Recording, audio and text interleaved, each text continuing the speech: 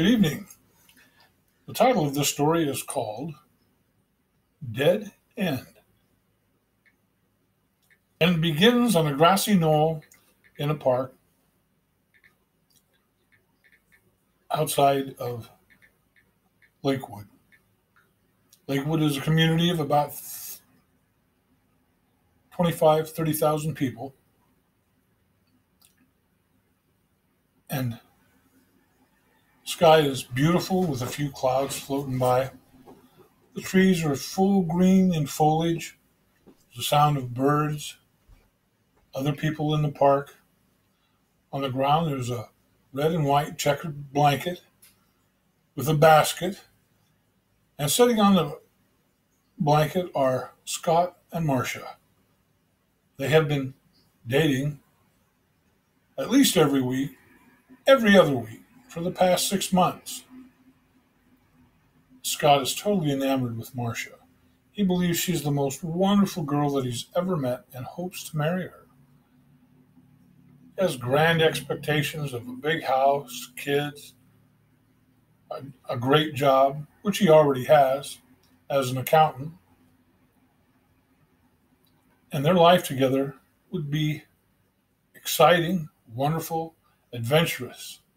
Marcia, who's also sitting on the blanket, looks at Scott with loving eyes, a trusting conversation. She sees Scott as a gentleman, an intelligent man. He has many good qualities that she enjoys, and she loves spending time with him, especially having picnics in the open air, walks along the river, and spending time just talking about whatever comes to their mind. As Scott is sitting there watching Marcia, he reaches out with his left hand to put his hand on her hand. When they meet, Marcia turns and smiles at Scott and says, "You're the most darling man I've ever met. We have a great future together, don't you think?" Scott replied, "Yes, yes, we do." She goes, "Let's not move too quickly," Marcia responded. She goes, "I want to make sure that everything is right before we ever tie the knot." Scott answered, "Well, I haven't proposed, so there's still time." Marcia said to Scott, "Just take your time. Everything will work out in the future." At that moment, they were both distracted by a dog running by, pulling a leash, and a young boy chasing after it, hollering, "Stop! Stop!" And his mother in the background is screaming, "Let it go! Let him go! He'll come back to you. Just quit chasing him." Marcia and Scott laughed at each other. Scott looked at Marcia. Marcia looked at Scott. In both their minds, the same thought. Who's chasing who? Am I chasing Scott? Scott's thought, am I chasing Marcia? They didn't really know. They smiled, laughed. Marcia said, "Shall we start lunch?" Scott said, "That's a great idea."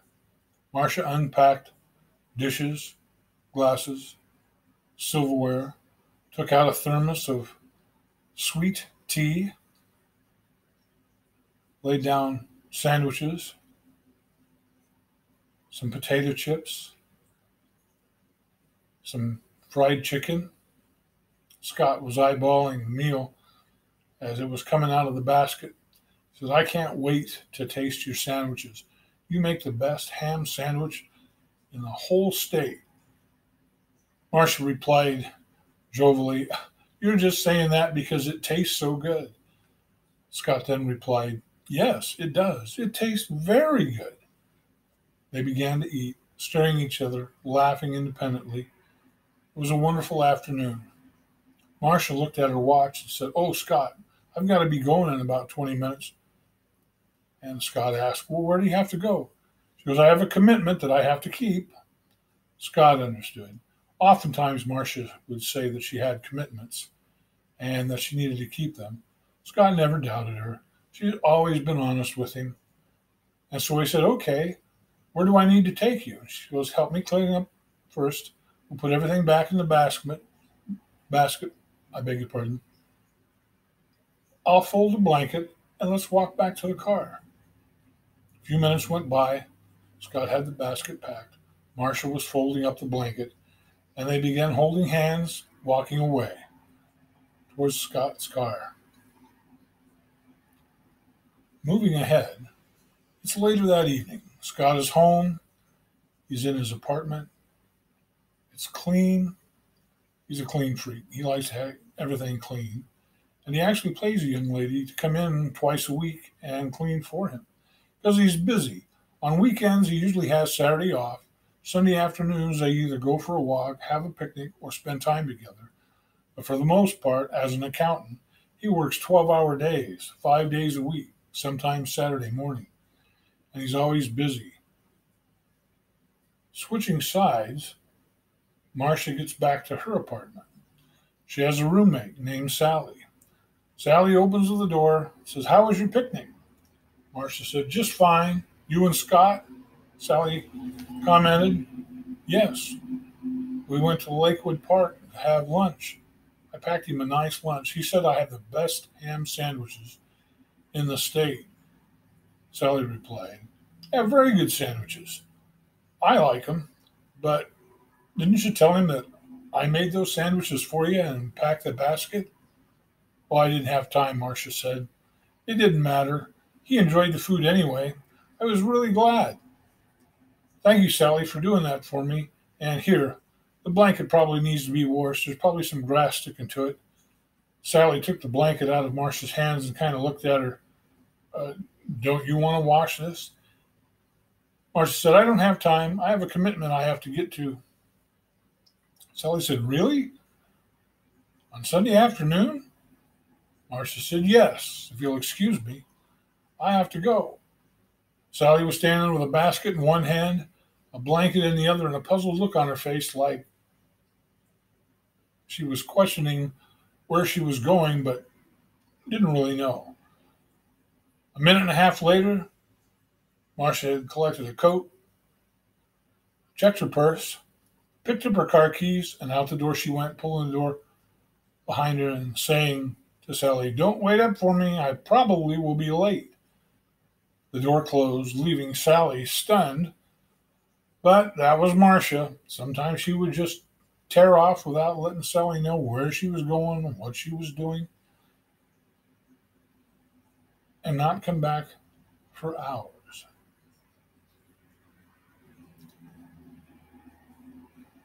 It's now 10:30 at night. Sally was just getting ready to turn into bed when she heard the front door open. "Marcia?" Sally said. Marcia replied, "It's me. I'm going straight to bed. Don't want to talk. Don't bother me. I'm tired." Sally said, "Okay." Sally walked from the bathroom to her own bedroom, closed the door, kind of shook her head, a little bit of doubt. Sally turned in. Moments later, there was no noise. Sally fell asleep. Monday morning, Scott awakens to his alarm. Coffee pot comes on automatically, brewing his favorite flavor of coffee. He gets up, goes to the refrigerator, gets some breakfast out that he had prepared the night before. 2 eggs, piece of bread, little cheese, popped it in the microwave. Beep, beep, beep, beep, beep. Bzzz. Microwave is growling. 35 seconds later, breakfast is done. He straightens out his tie for work, closes his briefcase, which was sitting on the table, sits down to breakfast with a napkin in his collar so he doesn't get his shirt messed up, has breakfast, picks up his plate, puts it in the kitchen sink, knowing that he would be back in the evening to clean it, looks at his watch, glances in the mirror. He looked handsome. Suit coat, tie, briefcase. Out the door he went. A busy day at the accounting firm where he works. The day was long. He crunched numbers all day, hardly got up from his desk. He only had 3 cups of coffee during the day, and even those were delivered to him by one of the girls that work in the office. He kept eyeballing the clock. He was so anxious to see Marcia that day, and it was going to be an exciting evening, he'd hoped. They had both talked about going shopping together, and he didn't really know what for, but he expected Marcia to be able to fill him in since it was her idea to go shopping for a dress that she was hoping to buy. But he still liked spending time with her. He thought they might go out and get a bite to eat. A few minutes before 4 o'clock, he gave her a text. Where shall I meet you? Text comes back. I have a commitment tonight. I'm sorry, I can't be with you. We'll make it up another day. Text back. Okay. Happened many times. Scott wasn't upset. He knew that Marcia would hook up with him sooner or later. Maybe not Monday, maybe Tuesday, maybe Wednesday. So he picked up his briefcase, shut down his computer, out the door he went, headed home. On the way home, he made a stop at the grocery store and picked up a few items, drove to his apartment, got upstairs, decided he wasn't hungry yet, sat down and watched TV. Meanwhile, Marcia's leaving her job. Marcia worked just 5 blocks from where Scott worked, at a brokerage firm where she did typing, filing, copying, printing. She liked her job. To her, it was rewarding. She was getting paid quite well. As it reached 4 o'clock in her domain, she was excited. She shut down her computer, picked up her purse, grabbed her coat, and her keys. Out the door she went, hopped in a car, and off she went. We're following Marcia down the street. It's a little breezy. Sun is shining, a few clouds in the sky. People are crossing the street in front of her, and she scoffs at it. Oh, why can't they use the crosswalks? That's what crosswalks are for. She often talked to herself. Kept her occupied, she said. When people asked, do you always talk to yourself? She'd talk out of the corner of her mouth. Yeah, sometimes I do. I don't answer, though. Everybody would laugh. On down the street she went, turned the block, stopped at an apartment complex, parked her car, got out, left her coat and her purse, only took her keys, headed towards the apartment. Got to the front door, hit a buzzer on 13. Came a reply. She opened the door and entered, walked up 2 flights of stairs to apartment number 13. Knocked on the door. Maxine! Oh, Maxine, I'm here. Moments later, the door opened. She goes, good to see you, Maxine. There was no noise from the occupant inside. She walked in. They closed the door. 4 hours later, Marcia was saying, good night, Maxine. I'll see you later. There was a gruff sound from behind the door. Don't call me that. Maxine, good night. The door closes abruptly. Marcia, with a smile on her face, sashays down the hallway. She has her keys spinning on her finger. She walked down the 2 flights of stairs, out the front door, and headed for her car. It was 2 hours before she needed to be in bed. She was relaxed, happy, whistling a little tune, got in her car, drove home. Sally met her at the door. Where have you been this evening? Marcia said, I went over to Maxine's house. We sat, chatted for a while, had a couple of drinks, and now here I am. She goes, when do I get to meet Maxine? She sounds like a wonderful girl. You always spend time with her. You hardly ever go anyplace with Maxine, maybe once every couple of weeks. Where do you go? Marcia looked at Sally and she just winked. She said, we spend time together.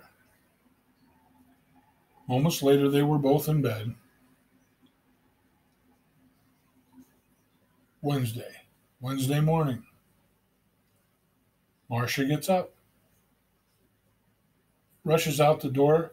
Sally says to her roommate, "Aren't you going to stop for breakfast?"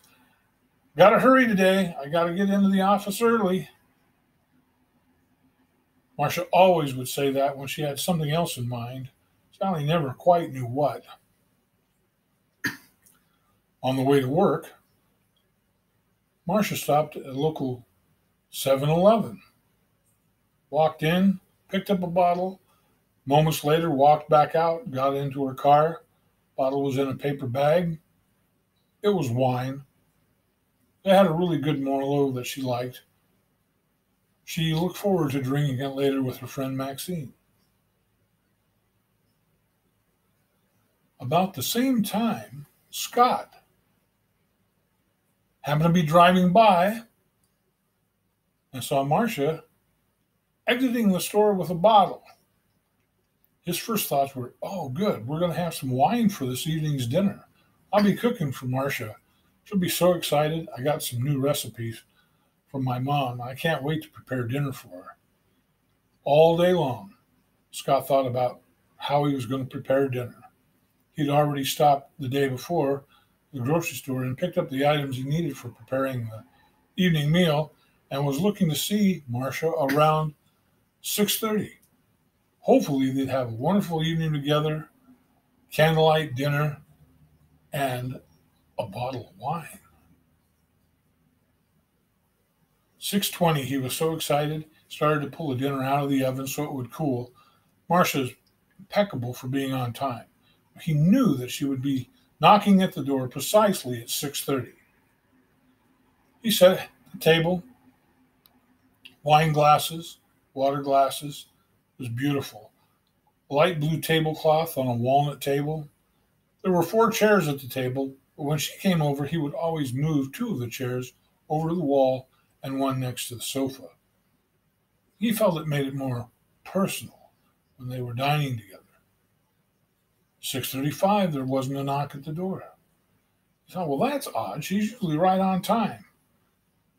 6:45, still no answer. 7 o'clock came. Scott realized that his food had gotten cold, sitting on top of the stove and dessert on the counter.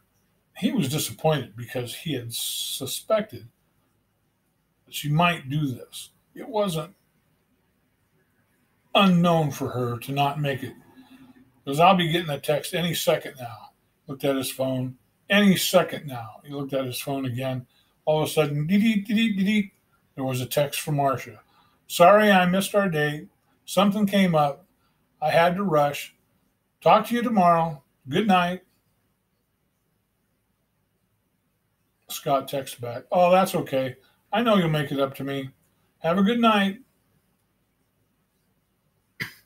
He sent the text. Even though he did, he was disappointed.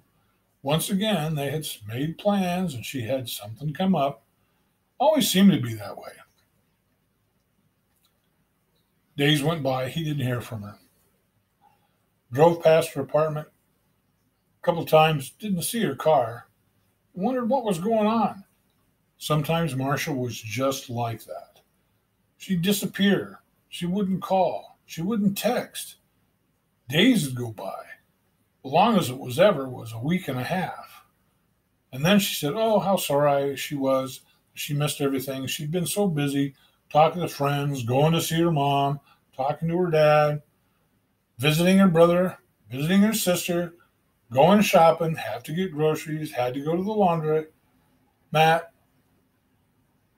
And he thought for a moment, how many times have she told me she was gone to a laundromat? Wait a minute. Her and Sally have their own built-in washer and dryer. Why would she go to a laundromat? Thought to himself. He scratched his head. Thought, wonder what that means. All of a sudden, there was a blaring horn. He looked up from his car dash, and he almost hit a truck. He wasn't paying attention. He didn't drive through a stop sign or a red light. It was an unmarked intersection. It was not really close, but it was startling to him. I'm feeling so distracted today. Tomorrow will be better. As time passed, Marcia had not told Sally where she was going. She came home at 7:30 at night. Her clothes were wrinkled. Her face was a little blush. Sally asked her, "Where have you been today?" Marcia goes, "Oh, it's just been an exhausting day. Things at work were tough. I had a difficult time. The printer broke down, and so I stopped off at the bar with a friend of mine. We had a couple of drinks." Sally says, "Should you be drinking and driving, Marcia?" Marcia says, "Come on, you're not my mom. Quit worrying about my driving habits." Marcia said, "It's going to be okay." "Well, who are you with?" said Sally. She asked the question diligently and was looking for an answer. Sally's arms were crossed across upon her chest as she looked at Marcia with one eye, tapping her foot on the floor. Marcia always knew that she was going to get a inquisition when Sally starts tapping her foot on the floor. "Just a friend from work." Sally responded with, "Which friend from work?" "Oh, you know, Dale." Dale was one of the girls that worked in the office with her. Dale was 3 cubicles down from where she was and was really good at fixing the printer when it needed help. Marcia didn't always know what to do. She wasn't that inclined, but Dale, her friend, was. Sally had met Dale a couple of times. She was a tall, slender woman, blonde hair, no glasses, wore contacts, always dressed immaculately. Never wore heels, always flats, because she was 6 foot tall. She didn't want to tower over other men in the office. Dale was very polite, very honest, and Sally liked her rather well. But Marcia never invited Sally along when her and Dale would go out. She never thought about it because at the time they were always out when Sally was watching her favorite television show, or she was writing a letter to her folks who lived in the next state. Sally never questioned Marcia's behavior because she was always home, always helped with the bills, and when they did spend time together, they always had a great time. One day, Sally and Marcia spent the whole day shopping for a pair of shoes. They went to several different shoe stores and 2 different towns looking for the same high-heeled shoes. Sally wanted them for a wedding that she was going to, and she wanted to be a little taller because the dress she was going to be wearing as a bridesmaid wouldn't drag on the ground if she was just a few inches taller. They had a great day. They had fun shopping, they had fun talking, they lunched out to a really nice restaurant. Came and on their way home, stopped for some homemade ice cream at this little ice cream shop along highway just a few miles north of Lakewood. Delicious ice cream, all handmade, 20 different flavors. How did they keep that up, she would ask. Marcia always said, "It's got to be store-bought." No, it's not store-bought. Because you look through the window and see the older gentleman that run the place making the ice cream machine run. It was delicious. Her favorite, Sally's speaking, was the macadamia pineapple delight. She loved that flavor with real macadamia nuts. Marcia was strictly chocolate. Every time it had to be chocolate. Chocolate, chocolate, chocolate. Sally complained one day and said, "All you ever eat is chocolate. Chocolate this, chocolate that. It's got to be chocolate." Marcia looked at her and kind of grumbled, "It's my favorite. I like chocolate." And then they both laughed. Days passed. Marcia hadn't seen Scott. She didn't think about Scott. She didn't worry about Scott. But she did mention to Sally that she had had lunch with Maxine. Maxine? When do I get to meet Maxine?" "Oh, one of these days. I've spoken about you very often. Maxine doesn't seem to be interested in meeting you." "Well, that's kind of rude, don't you think, Marcia?" Sally replied. "So just be patient. The day will come." It had been almost 2 weeks since Scott had heard from Marcia. When he gets a call, it's Marcia. It's Friday night. Marcia says, "What are you doing tomorrow night?" Scott answered, "Well, I don't have any plans. What would you like to do?" "I would like to go out for dinner. Would you be so kind as to pick me up around 5:30? There's a restaurant in Bartersville, just 20 miles from here, I'd like to try. Some of the people in the office have been talking about how wonderful the food is." He said, "Okay, we'll do that. I'll be glad to see you again, and we'll have a great time." Hung up the phone, and he was looking forward to a wonderful Saturday evening. Friday went by rather quickly. He was so excited about seeing Marcia tomorrow, the next day, that he really didn't spend much time doing anything.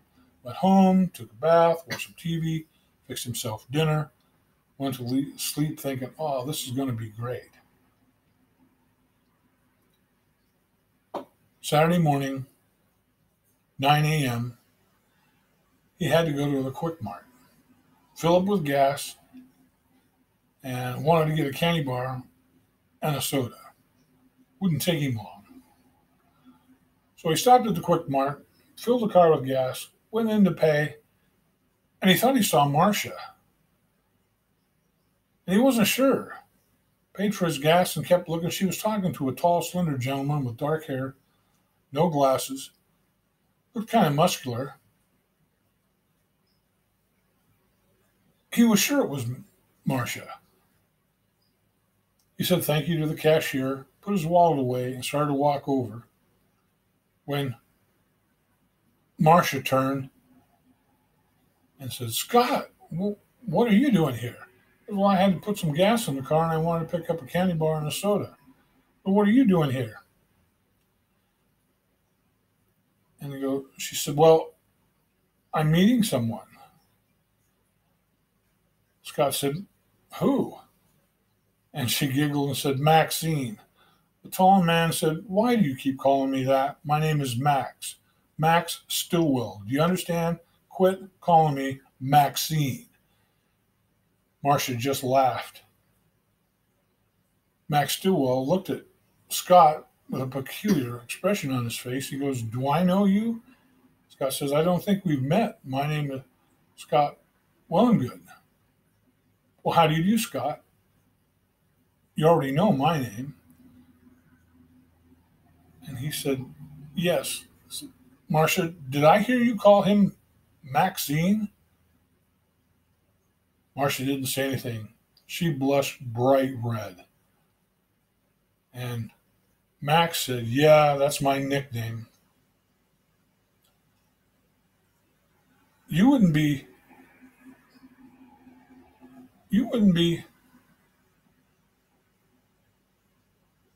Sally, would you?" "No, I'm not Sally. I'm Scott." He goes, "I'm confused. Oh, by the way, Marcia and I are going to be getting married next year. We haven't set a wedding date.